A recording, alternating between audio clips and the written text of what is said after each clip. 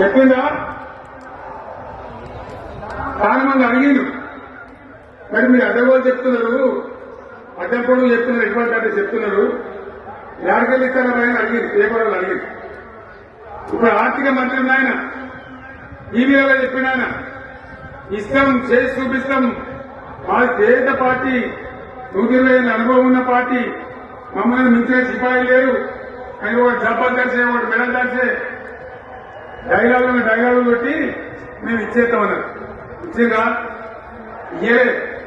రుణమాఫీ చేయలే. మధ్య పార్లమెంట్ ఎన్నికలు వచ్చినాయి. అప్పుడు నాకు కాలు ఇరిగింది, కుంటుకుంటున్నాం పెట్టుకుంటాం, మళ్ళీ మేము బయలుదేరినా. ఆ దెబ్బకి ఏం చేసిండు, తెలంగాణలో ఎన్ని దేవుళ్ళు ఉన్నాయో అన్ని దేవుళ్ళు ఒట్టు పెట్టుకున్నారు. పెట్టిందా? బహిరంగ సభలలో ఆ మీద కూడా కాదు. ఇన్ని మాటలు చెప్పి ప్రజల్ని ఏమార్చింది.